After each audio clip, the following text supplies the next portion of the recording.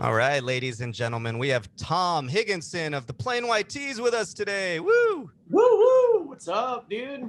Also joining us, my bandmate of the Eiffels, Jade, here to talk to Tom, since we have some history with Tom, so we're going to get caught up here. But Tom, thanks so much for joining us, man. Yeah, it's good to see you guys, man. This is awesome. Yeah, it looks like you're. It looks like you got a little island getaway there for those listening. Tom's got some very nice island artwork in the background there. Well, I will say, if you guys could see what I'm looking at, there's windows right in front of me, and it's legit like the worst blizzard we've had in years outside. Yeah. So the island, it's good to have the juxtaposition there. Yeah. Is that a real Banksy? Did Banksy do something like that where it would just palm trees and then his name like spray painted over? You know what? I'd be a much richer man if that was a real Banksy. It's actually this guy, the most famous artist, who you guys should follow if you don't. He's unbelievable. He's kind of like he's super punk rock artist. Like he's just totally like disrupting the art world. But he actually did a series of art where his point was that all that people care about is the artist and the signature. They don't really care about the art.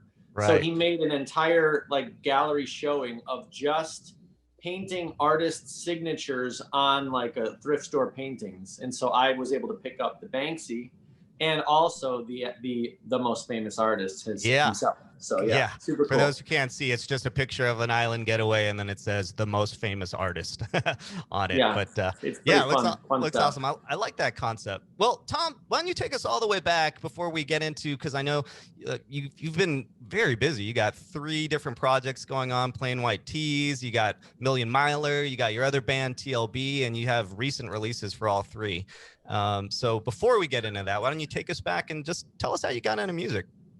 For sure. Well, okay. So the very first song I ever wrote was I was in 8th grade, and in 8th grade, you don't really know, of course, what the hell you're doing. We still really don't know what we're doing, right? But back then it was like, you kind of wrote a song, like you just kind of wrote words, right? And it was like, oh, that kind of rhymes. That's cool. That sounds good. And me and my buddy Tom Sukup, another Tom, we formed this little group called TNT, for Tom and Tom. Oh. And so we did this song at like the little like junior high talent show, and people liked it so much that they asked us to do it again at the 8th grade dance. So I think that's where I got the bug. It was like, ooh, wait a minute, like people like, it was like that little bit of I don't know, like acceptance or whatever it was. It did it for me. And then for my freshman year of high school, the next year, I actually got a drum set for Christmas. I asked for a drum set. And so my first instrument is really drums. And within about a year, I was just I would like just jam, like I'd come home from school and I'd jam along to like Foo Fighters, Nirvana, Weezer, Green Day albums. And within about a year, I could kind of play them. Like I could kind of get through songs in and out, like I was getting pretty decent. And so I was like, you know what, this is cool, but like, it'd be kind of cool to be like out in front of the stage, like, not that we were playing shows or doing anything, but I was just obsessed with music always. And so it was like, cool. I kind of learned the drum thing, like, let's try guitar, And so then, I just started playing guitar. I had like some Mexican made Fender Strat that was like my buddy's that he left over at my house or something, it was like not a great guitar, but it was just enough for me to like mess with chords and really, after about 4 months, finally be able to hold my fingers down for a bar chord, And then once I could like play a chord or two, then it just kind of like, I never stopped, I just ran with it. Started writing songs on guitar, and because I could play drums, I got like a 4-track. So I started recording everything by myself. Like I'd like lay down a drum beat to a song, and then I'd like play the guitar, I'd sing over it. And so I was making these little demos, passing them out to my friends, like my junior and senior years of high school. And then, so that's kind of just how Plain White Tees started. Like me and my buddies would go home after school, and we would like jam to like, we would cover like Weezer and Green Day and stuff. And like I said, I was kind of making these little demos. So it was just kind of like the best of our little friend group kind of just like branched off and started playing white tees with me. Nice. So this goes all the way back to high school then, huh? Oh yeah, yeah. I mean, literally, dude, it's weird. It's like I've never really, like, I feel like I'm the same dude as I was like at 15 years old. You know, it was like because that's kind of when I got the bug, you know, and I started writing and started learning, and just dedicating myself to music, I guess. And yeah, it's just kind of been just a steady thing ever since. Yeah, I think it's kind of a privilege when I feel like you get success as at an early age. I forgot who said this quote, but I think they were talking about Tommy Lee, which is funny. But they were saying, you know, whatever age you get famous at or have success at, you freeze at that age as far as maturity level goes. But so not to say that you're immature, but you get to feel like you're young for you know, the rest of your life because you never had to kind of you know, get that 9 to 5 because plain white tees started picking up steam right away. Yeah, I mean, pretty much. That's a cool way of looking at it. You know, when you think of like Johnny Depp, you don't think of like old, you know, Johnny Depp right now. You think of like Edward Scissorhands, cool Johnny Depp. You know, For sure, for so sure. that's an interesting outlook. Yeah. Yeah, and I feel like he probably, you know, I think he's still young at heart. Also, you know, he's still For sure. playing in bands. He's still dressing the same. You know. Oh yeah, totally. Hey, Tom, speaking of high school, we actually have history before our last show together. So Okay. check this out. So I've always wanted to know this. Is it possible that there is a demo version of Stop out there in the world before like the main record came out? Okay, so possibly. I know there was definitely demos of, I'm trying to think, you know, that's a little bit of a blur. Even though I'm still that same age, it's a lot has faded since then. But no, I remember we definitely had like different versions of Fireworks and Your Fault, which were two songs off the Stop album. Um, damn it, I don't know. I know we also did, we gave away like samplers of like two songs, I think, that Stop was on. So maybe that's what you're thinking of. I don't know. What are you getting to? I can't wait. So you know, back in our day of mixtapes and right, I used to always put A Lonely September and Shine. With those songs, you can tell I was just a, you know, little, you know, I like that kind of, that more of a Yeah. vibe. You know? Hell yeah. Anyways, Lonely September and Shine were on like every single one of my CDs, man. I just listened to them all the time. And my sister and I, when I was in like, dude, it must have been maybe a maybe like a sophomore in high school, you toured to Orange County and you played at the Irvine Spectrum, dude. And my sister and I were there and we kind of, you know, talked or whatever vaguely. But yeah, that's dude, that is awesome. It's so funny. You're gonna think I'm like, you know, bullshitting you, but I remember the Irvine Spectrum show. Like that was like that was a really cool moment for us because that was kind of, yeah, it was, I think, right about in between Stop, or it was definitely in the Stop era. I think we were getting ready to put out All That We Needed maybe. But I remember that was like a moment where it was like, I don't know, we just felt momentum kind of happening. Tim, our guitar player, had just joined the band right before that show. That might have even been his first gig with us. So yeah, that was like a weirdly memorable show for me. So funny that you bring that up. Yeah. That's awesome. Yeah, I mean, Jade, when we played the show with you guys a year or two ago, a couple of years now, I guess it was. I remember Jay telling me, he's like, "Oh yeah, dude, I'm an OG fan. I go way back to the to the old stuff before pre-Delilah stuff." Yeah, pre-Delilah. Yeah. Yeah. So tell us a little bit about, you know, you get your friends together, you start playing. How do you go from you know, a high school band to you know, playing some shows that are a little bit, you know, bigger, like the one that Jade saw you at? Tell us a little bit about that process. For sure. So yeah, I mean, there was a while, a few years of just building it up around here in Chicago, you know. Like I said, starting in high school, our first, you know, probably 6 months of shows were just literally like the, you know, the VFW hall in our suburb. and church basement show with some other friend's band that and it literally, it's like begging people at school on Friday, like, oh, what are you guys doing tonight? You got to come see us. It's only $5, whatever. And of course our parents are right there in the crowd. It's like anybody that you can get. But we were just there was a really strong scene happening at that moment in Chicago. And we were able to make some friends pretty quickly with some bands. This is gonna sound so stupid, but like literally like within about 5 or 6 suburbs of where I was living, there was kind of like little local bands from like every different high school had, like a cool little scene going. And so we'd go to a show at the suburb, 20 minutes down the road. We'd go see some local bands play and be like, oh my God, that band was awesome. And they brought like 50 kids. Holy shit, So then we would talk to them, make friends with them. They'd come see us play. And then we'd start doing like the next time they played in their little hometown, they'd have us open for them. And then we'd do a show out, 20 minutes over here, and we'd have them on. And so we really just built this like community, and the fan bases then all just kind of like it grew and latched on, everybody's fan base just kind of collided. And then we ended up being able to play at venues like the Fireside Bowl and the Metro in Chicago, which are two like historic venues.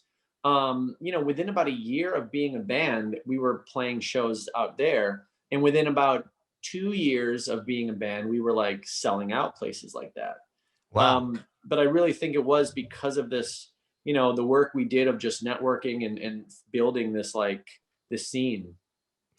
Yeah, it's so smart to kind of capitalize. I feel like the scene was so defined too. You know what I mean? Like especially during the time when you guys were starting to come up, and maybe it still is like that in certain parts of the country. But that pop punk thing that was happening during that time, I feel like it was so defined that if if someone liked one band, that it's so likely that they would at least be inclined to see you open or see them open for you.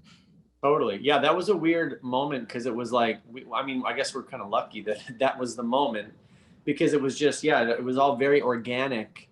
And that was just where music was at the time, with Fall Out Boy, My Chemical Romance, stuff like that, Panic at the Disco coming up. And we just, luckily, those were like kind of the extended scene that I was kind of talking about, like Fall Out Boy's from Chicago. Our drummer, Damar, was actually great friends with them. His old band would play with them all the time.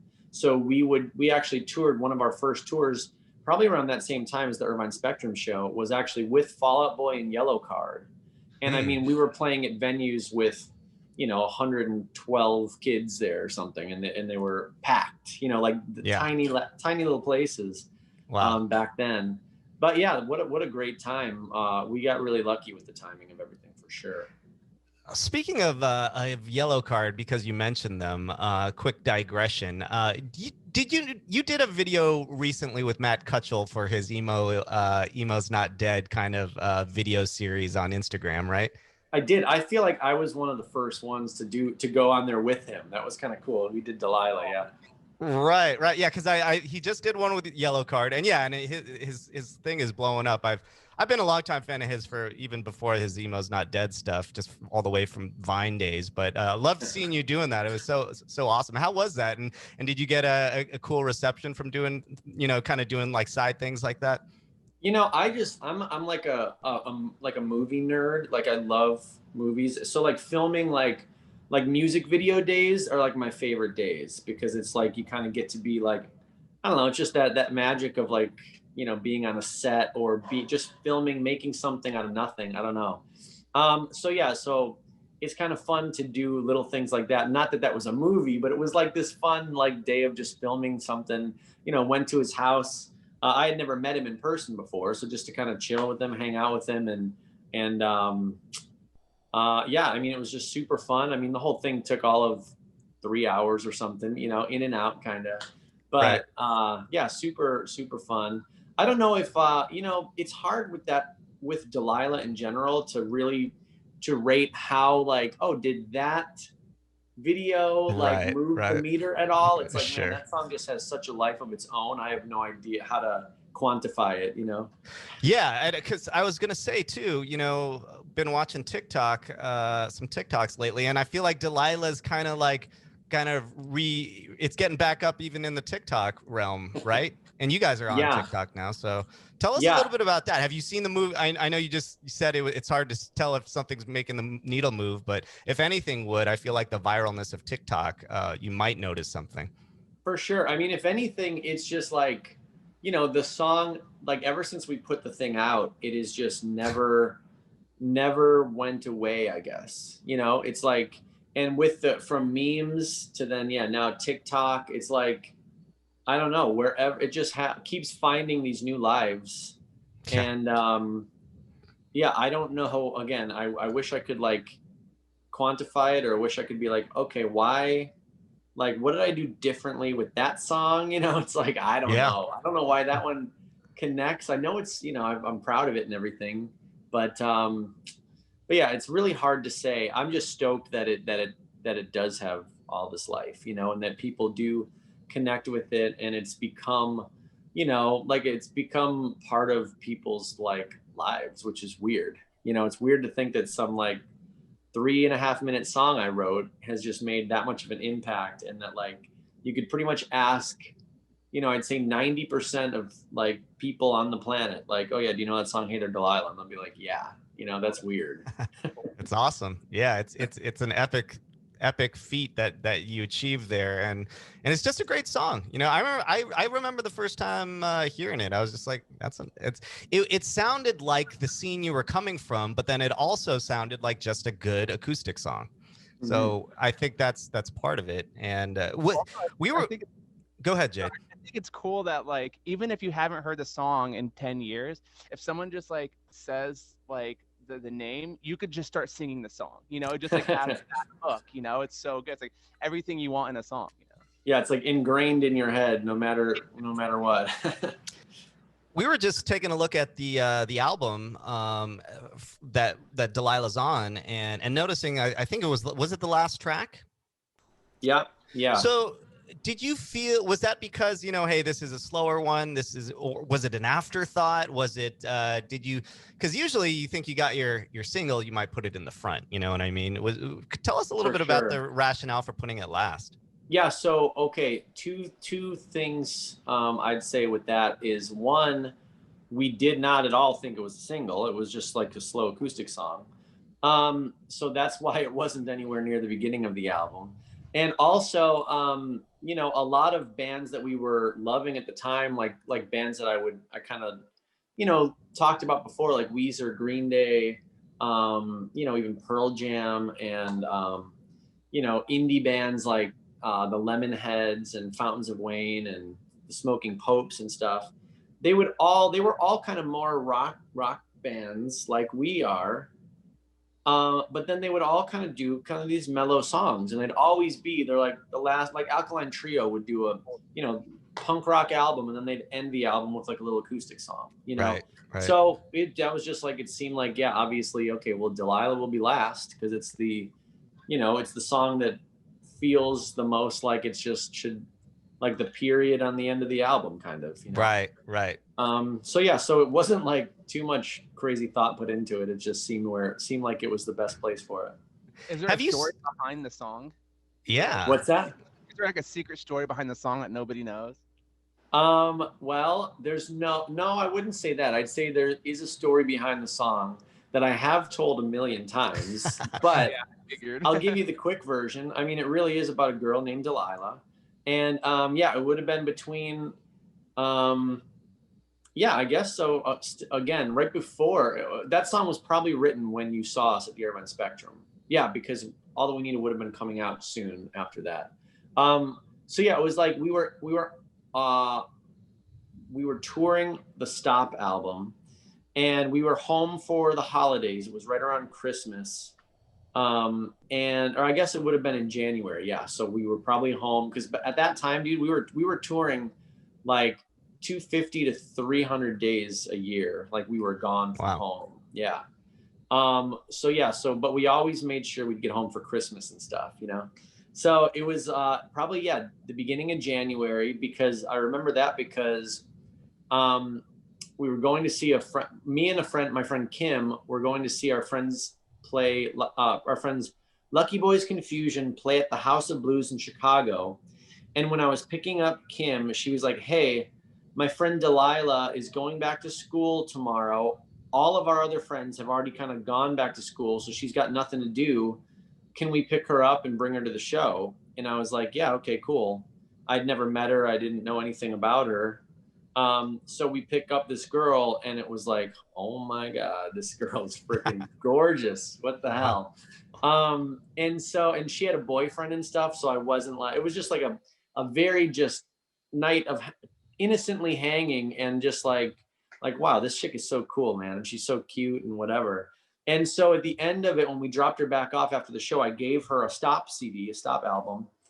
And I joked around with her, like, hey, I got a song about you, like just being stupid, and she's like, oh, okay. And she left, whatever.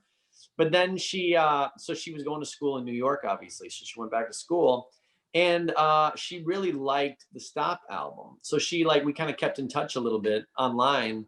And she started asking me, like, yo, where's my song? Where's that song you wrote?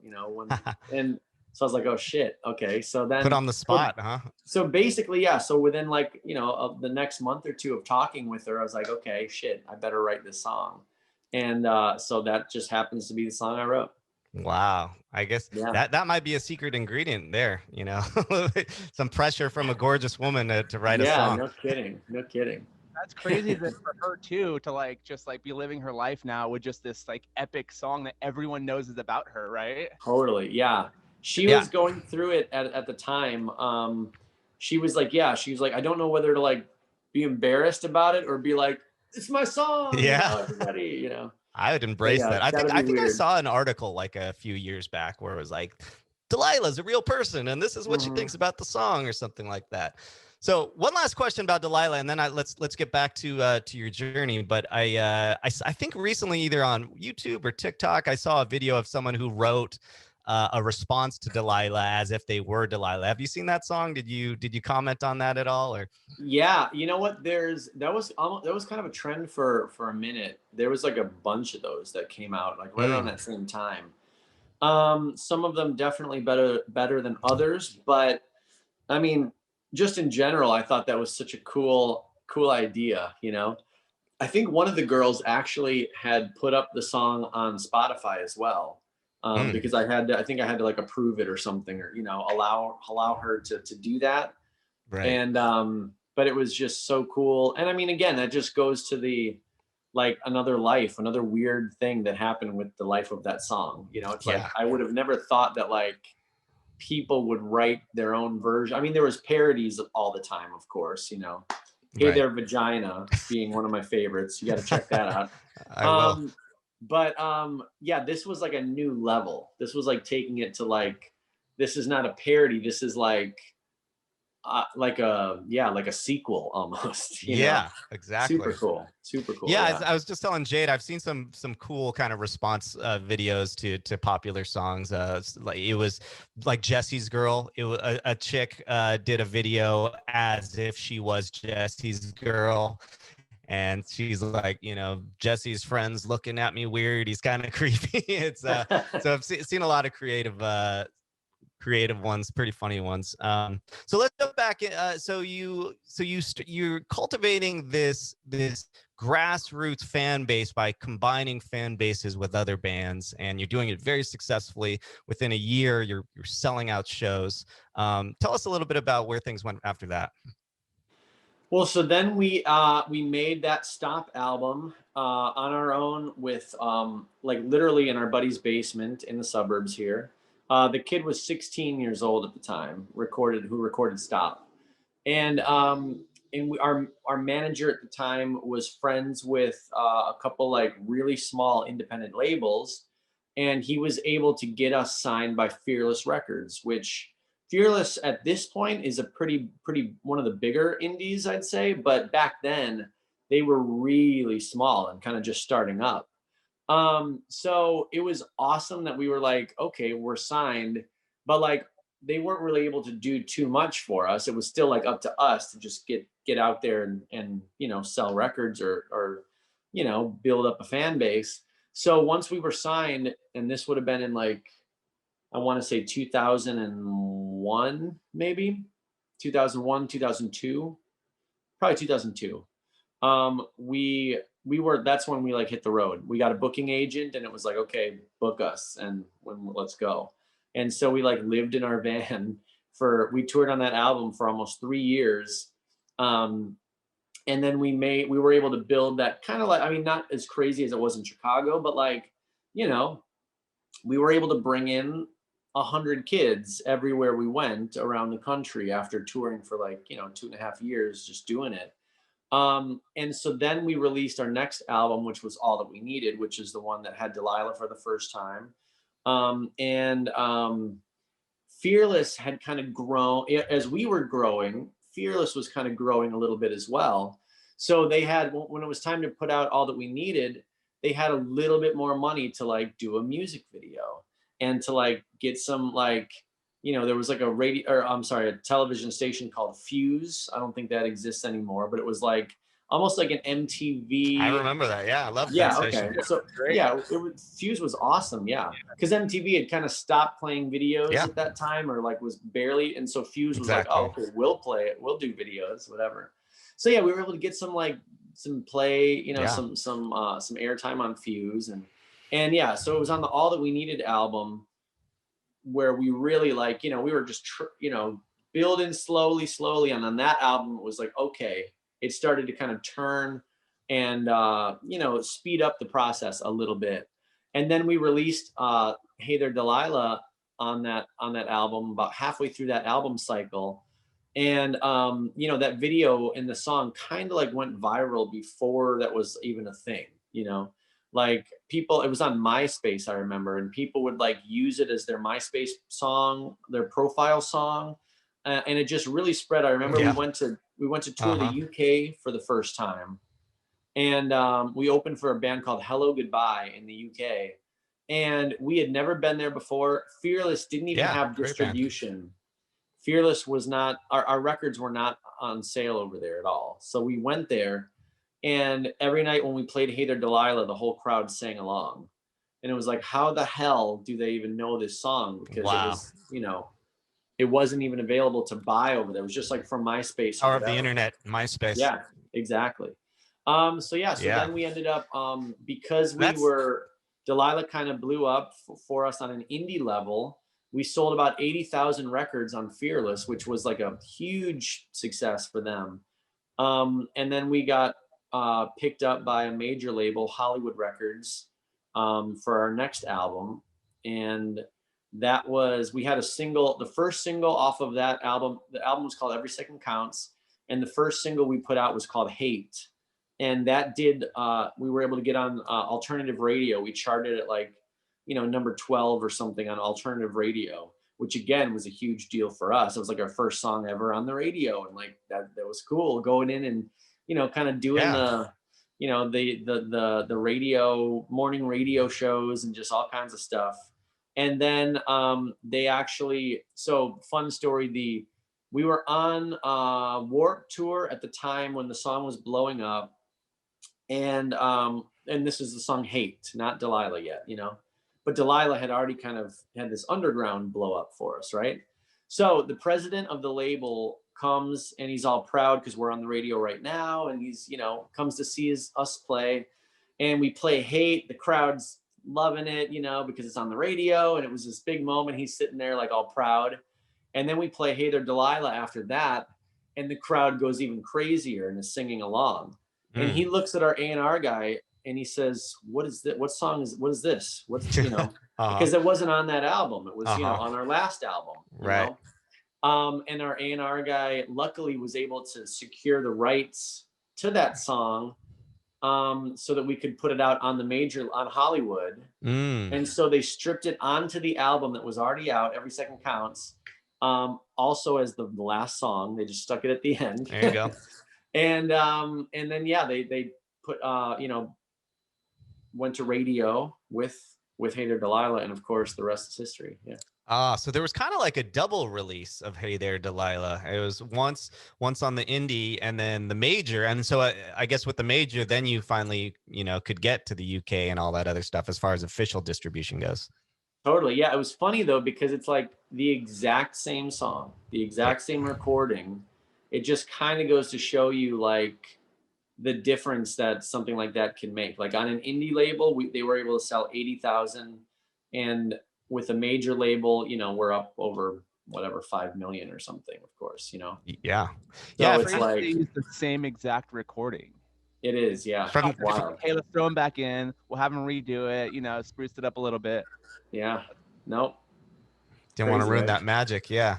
I mean, Yeah. I've heard a few stories like that, and it really was kind of like a light bulb moment for me when I thought about it more, which is really if your song hasn't blown up to the extent that you think it could or should, it's never really too late to just promote that song with the internet. You could re-release any song that you recorded 8 years ago and just start promoting it as if it's new. And some artists have done that and blown up from songs that they recorded like 5 years ago or something like that recently. Absolutely. Yeah. You know that song, Big Girls Don't Cry by Fergie? Yeah. So that song was actually written before she was in the Black Eyed Peas. And because she was going to make some record and it was written, and then she got the job in the Black Eyed Peas, got that gig, and 10 years later decided to make a solo album and was like, oh wait, that one song, I really like that one. And so 10 years later that song actually came out and was a big hit for her. Wow, that's crazy. So yeah, it's like you never know that's exactly what you're saying. It's like the life of a song, like there's no rules, it's like if it's good enough, you never know when that can connect, or it's stupidest thing, maybe it gets picked up, not to segue into like the other stuff that we were going to talk about, some of the new things I've been doing. Yeah. But it's like I'd like to think that like I'm doing some really great things like with these my side projects and stuff. And even though they're not necessarily catching on super fast, like once you put that music out there, it's always there. So it's like, 10 years down the line, somebody's going to discover some of this music and maybe it gets used in a movie or in a commercial or in, just something where I know that and I've always believed this, if you make something that's good enough, like that can connect and is like, honest and real, then I think that it's like, it's going to find that audience. It might take 10 years. It might, like, I don't know, it might take, I don't know, 20 years. I don't want to say 20 years, but you know what I mean? No, it's like, definitely. Like if you, all you have control over is like, okay, I'm going to make this thing awesome, and I'm going to put my heart into it and I'm going to make sure I do it as good as I can. And then the rest is kind of out of your hands to some extent. Totally. I think Lizzo, your example about Fergie is the perfect example because that's a decade old song that became a hit. But I think Lizzo, who's a very contemporary, huge artist right now. I think one of her first singles that she dropped, it might have been Juice, it might have been a different one, was a few years old, and they just decided to re-release it with some of her popularity, and of course it was a hit again too, and. Nice, Or Bohemian Rhapsody charted again after Wayne's World. I mean, not that Queen wasn't already huge, but just shows you the effect. The Eiffels, our first EP had a song called More, and it just it did okay on Spotify, and then out of the blue, Netflix used it for a song called or for a movie called The Kissing Booth 2 a few months ago, and then suddenly hundreds of thousands of streams everywhere and new fans everywhere. So yeah, I mean, you never know, like you said, years later. But let's talk about some of your projects, because I mean, you're staying busy. You got Plain White Tees, and then you have another band called TLB, and then you have another project, a solo project called Million Miler. So why don't you tell us about TLB first? You're back to playing drums, taking it back to your childhood and playing drums on that. Tell us about TLB a little bit. Yeah, so TLB basically is like, okay, so you guys have seen you've kind of been a part of the growth of the Tees, right? We started out with that Stop album as a little bit more of like a punk rock band, and then like we said, it kind of fit into that kind of pop punk emo scene, And I think we've kind of like, I mean, we still have elements of that, but we've kind of, grown into whatever sound Plain White T's is right now. Obviously we're a little bit more known for the acoustic, kind of the more mellow, romantic love songs, right? So TLB is basically like if you went back to like the Plain White T's first album and like turned up the volume, it's like pop punk. It's like the Ramones meets Green Day meets Screeching Weasel meets the Smoking Popes. It's like just super fun punk rock. And they're all breakup songs. Our singer, I'm actually, like you said, I'm the drummer. So that's also super fun to just kind of go back to my, my roots, my first instrument. But I still write all the songs with our singer. And the singer was actually in another Chicago band who's kind of starting to blow up called the Scissors. And he was in the band with his girlfriend, and it was a bunch of other buddies from high school, like that we all went to high school together. And so what happened was, as this band was kind of starting to blow up around Chicago, his girlfriend left him for their manager. Oh, wow. It was like the crazy, like the shit that happens in movies. Yeah, like, I was about to say, that sounds like a Motley Crue scene. I think there is a scene in the Motley Crue movie, something like that, or it might have been reversed. Yeah, there you go. Yeah, it was wild, dude. And we're all like sitting there like shocked. Like everybody was like, oh my God, dude, felt so bad because he's like the nicest dude too. So he basically sat in his room and wrote a bunch of like punk rock breakup songs. And he came to me and asked me, because I've got like a little studio set up at my house. And so he came to me and he's like, hey, dude, like I wrote a bunch of songs. Like it'd be fun to like jam with you and like maybe record some stuff just as like almost like as therapy, And yeah.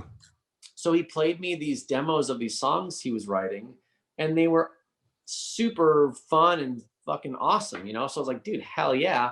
So we just started jamming them. We recorded a couple.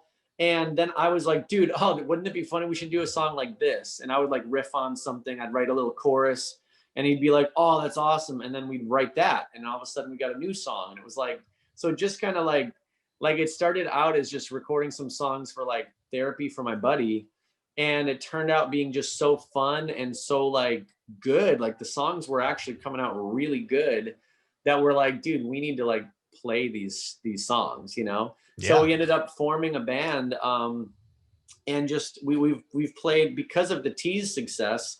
Luckily, we've been able to get on some crazy shows, just like kind of calling in buddies of mine, in other bands and stuff. Like the band The Matches, who are from the Bay Area, they did like a reunion show at the Fillmore in San Francisco. Beautiful, legendary venue. Yeah. And TLB got to go open for them. So we played for a sold out crowd in San Francisco, Wow. And incredible. We played at the 930 Club in Washington, D.C., which is one of my favorite venues in the country. Dave Grohl's venue. Exactly. Yeah, exactly. Yeah. Legendary. Dude, I love that venue. I've been there. I saw Portugal the Man at that venue. It was incredible. Dude, that venue is really special for sure. So yeah, we've been able to do, we toured the UK with Medina Lake, buddies of ours from Chicago here. So yeah, we've just been able to have a lot of opportunities with TLB, and it all culminated with on Halloween we released our latest album called Blood and Sand. So yeah, it was like the pandemic happened. I was working a lot with other artists on my label, on my roster, and then of course March last year everything just came to a screeching halt, So everybody's kind of quarantined, not seeing anybody. And then it was July when we started like, okay, like let's make let's make a TLB record. We already had a few songs out and a few songs written. So it was like, okay, like I think we can do this safely. Our producer would like sit in the the booth. One person at a time in the live room, wearing mask up, like let's just do it safe. Sure. And we did it, and we were able to release an album on Halloween, and it felt like a huge accomplishment. Not only because like we made this kick-ass album, but just because of the circumstances and in what 2020 was, and just the pandemic and quarantining and just doing everything really safe, and like it was just, it felt like because of that, I was so much more proud of it than I would have been normally. It was a really Yeah. cool moment. Yeah, Um, it seems like it would be the perfect time to do something like that. You know what I mean? right. Because plain white tees are probably grounded, quote unquote, for the time being as far as touring goes. And so, hey, let's get back to my roots a little bit. Let's play some. And it's funny you mentioned that it sounds like a little bit like early plain white tees, because Jade and I were just bumping some of the tunes before you hopped on here, and he says it reminds me of a little bit of the music from Stop, which Yeah, Yeah, the first absolutely. stuff, man. Yeah. I mean, it's fun, dude. It's like, it's just kind of cool to like, and again, like because of the success Plain White Tees has had, um, like Plain White Tees has become a little bit more, from starting out as a kid in high school, just writing songs, having fun, to now it's like I've got so many people, relying on the Tees as like their income and their job, their careers. So it's like there's a little bit more pressure in the T's, of course, because we've right. got to, make money and whatever. So yeah, doing stuff like TLB and Million Miler, it's like you can kind of wipe all that off of the table, and it's just purely fun and purely like passion project again, which is really cool. Right. And the T's, are they cool with? Were they cool with it? Or are they like, oh, those should be our songs? No, I mean, luckily both projects are pretty different from Plain White Tees, so it's kind of easy to compartmentalize, right? Like cool, this is like way too punk, or too like there's too many F-bombs for the Tees. That's a TLB song. This Right. one is so 80s feeling. That's Million Miler. Right. Yeah, I mean it's liberating, I bet, to have, a different outlet for some of those to scratch different itches. Absolutely. Yeah, it is. And I mean, I'm just a guy like, music is everything to me. So to be able to like have a few different outlets for things, yeah, it feels really, really good. It's like the ultimate like expression. So Sure. Definitely. And it's easy to TLB, kind of feel like you're like in a box with some stuff, especially once you have the success, then it's like, okay, can't really do too much outside of this, because you want Exactly. to stay loyal to your fans, and you've kind of figured out this sound or this niche. So yeah, it's kind of fun to not have to worry about that and just make some cool music.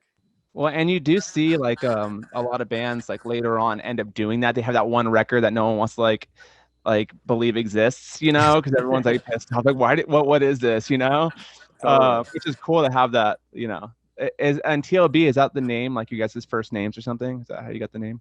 It honestly, it started out the name. We named it after the girl who left my buddy. So the original name of the band was That Lying Bitch. Ah. But then it was like all the Me Too stuff happened, and we're like, well, wait, we don't want people to think that we like hate women or something. Or, Right, like, you know what I right. mean? It was like, Yeah, wrong maybe timing. we should tone that down a little bit.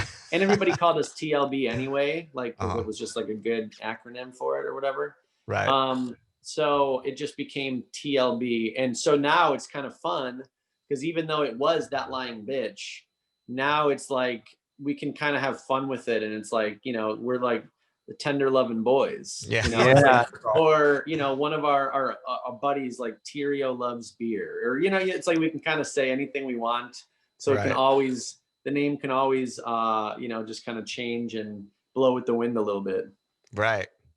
Well, tell us a little bit about Million Miler. That's your solo project, and that's kind of like a indie pop, 80s inspired project. And we love us some good 80s inspired synthy music. So tell us about that. Hell yeah. Well, I mean, don't we all? Yeah. Yeah. So I think that so I grew up, I was kind of an 80s kid. I had like, I remember Goonies, like Goonies, Back to the Future. Those were like movies when I was a kid that like blew my mind.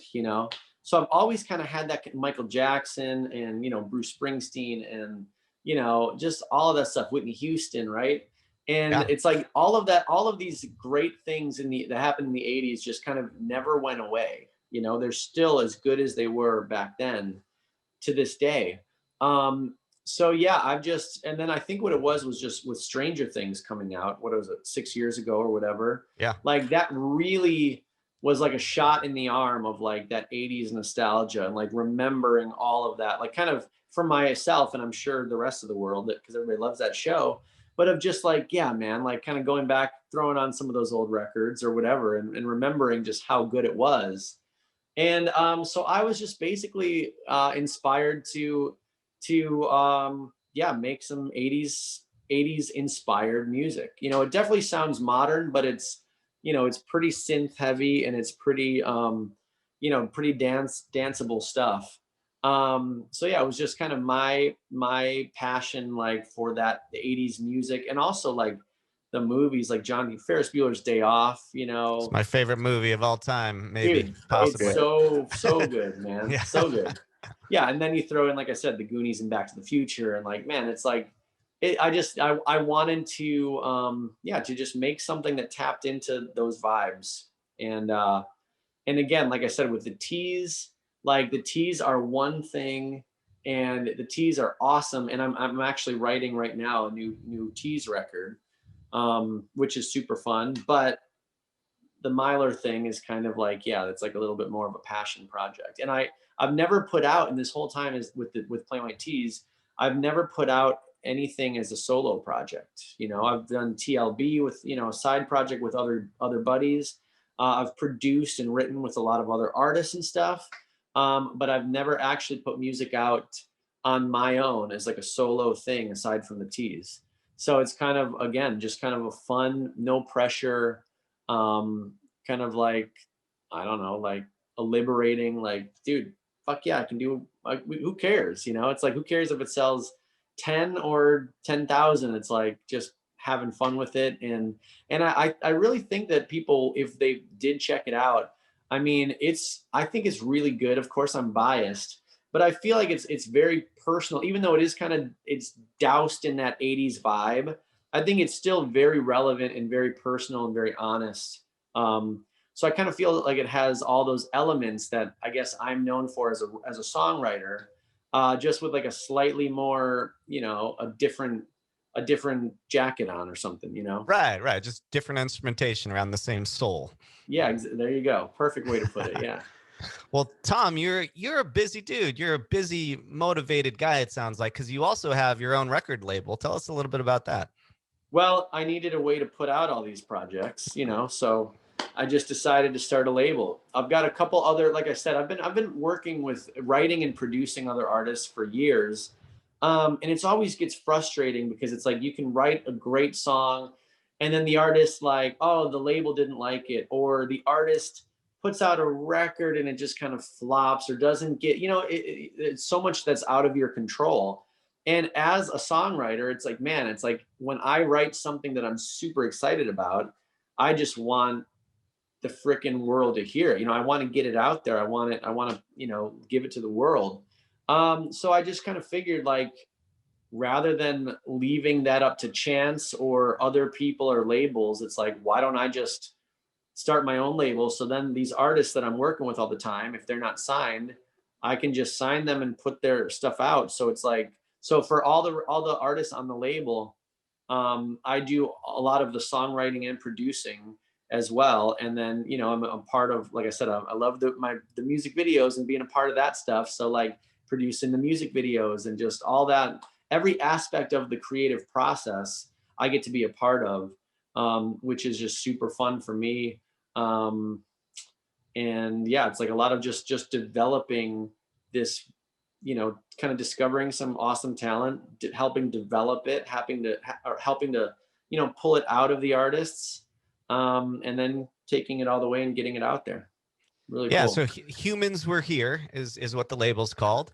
Has that been like a learning experience, you know, being on the other side now, kind of being on the more of the business end, you know, Oh where yeah. usually you used to be the artist, you know, talking to the label. Now you're the label talking to the artists. Tell us a little bit how Yeah, that's I been. mean, honestly, it's kind of, I'm really glad that because I think I treat the business more of more like an artist. You know what I mean? It's like I definitely have ultimate respect for the the artist on the label and just the whole process, you know, and having gone through it all on my own with Plain White T's, you know, I kind of bring a lot of that experience to the table where like, yeah, this probably won't work, but I think this might, or, you know, just kind of the Plain White T's successes and failures. It's like I've kind of learned how to navigate things, I think, a little bit better.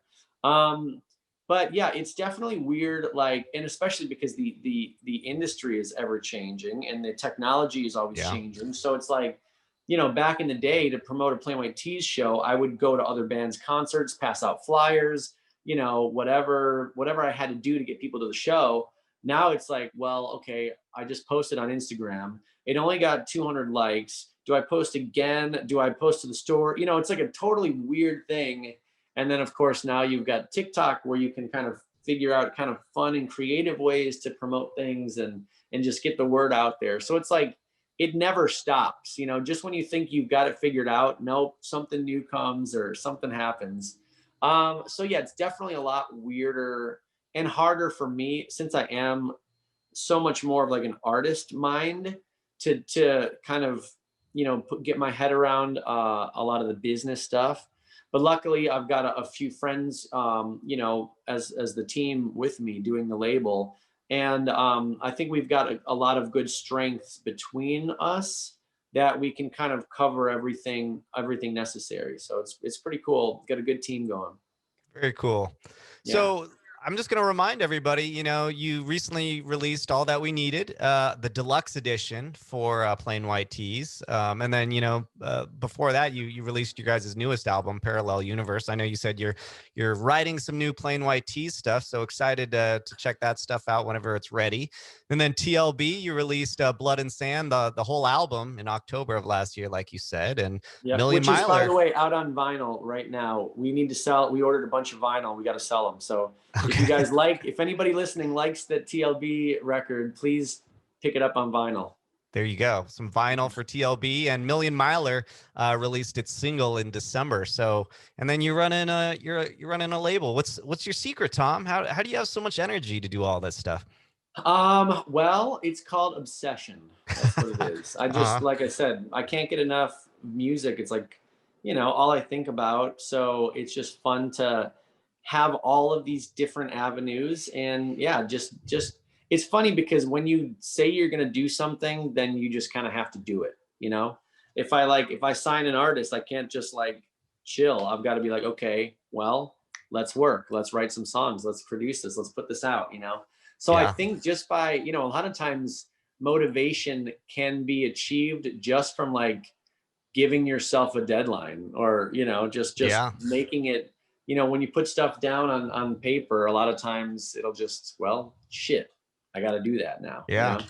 So yeah, once you put it out there, find the time and just make stuff happen. And, you know, again, it's really weird with the pandemic and, you know, we're not working as much as I normally do. But that also kind of gives me time to just chill, relax, and, you know, catch up on some movies and sit on this couch and write some songs on my own acoustic stuff, like for Plain White T's. And, you know, so it's just kind of a matter of figuring it out, and everybody's got their own pace. But yeah, I feel like I'm like, I don't know, I'm burning at both ends, as they say, right? Yeah, hopefully not too much, but yeah.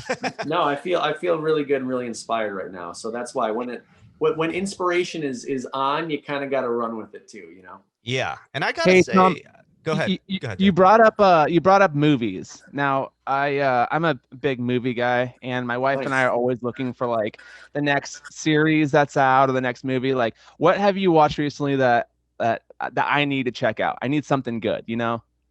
Okay. So recently I've been, because of this, you know, Million Miler, because I'm actually gearing up to announce that album pretty soon coming out. And so I've been catching up on some of my 80s movies. So I've been on like Amazon Prime and Netflix, and I've watched I just watched Dead Poet Society the other day. Great movie. You guys, do you know? Okay. Yeah. Do you know it? No? Oh yeah. Robin Williams. Yeah. Great movie. Okay. So yeah, so I had never seen that one, you know, so I watched that for the first time like 3 days ago. And so good. Holy shit, so good. I watched Peggy Sue Got Married the other day. I don't know if you guys know that one. I don't think I haven't heard of that one. Kathleen Turner and Nicolas Cage in like some of their first roles in the 80s. Really good. So yeah, I guess that's a bad question right now because I've literally just been like kind of going back. I watched this movie Band of Outsiders, which was an Italian film from like the 1960s. I don't know. I've been, because there hasn't really been any major releases, like modern releases coming out. I've just kind of been having to go back in time a little bit, you know? Yeah. Well, that's an answer. That's digging through the old crates, the VHSs, if you will. Yeah, exactly. Well, Tom, I got to say you're doing amazing work. You continue to do amazing work, and I got to say I feel like you guys are on it more than a lot of your contemporaries. Like you continue to be on it. You know what I mean?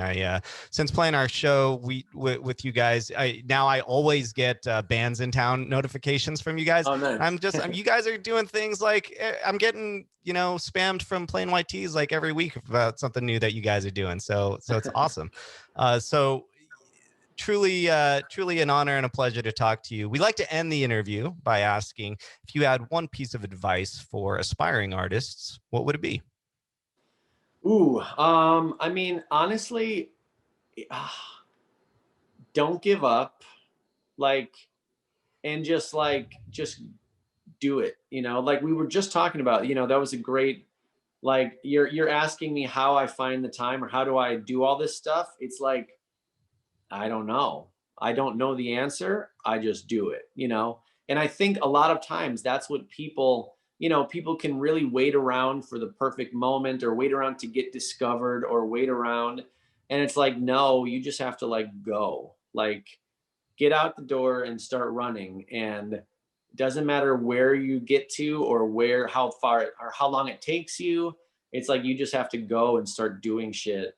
And, you kind of find your way along the way as you go, Yeah. So yeah, that's what I would say is just start just doing as much as you can. And again, yeah, don't get discouraged. One of our first managers told us that all you guys have to do is just don't quit, don't give up.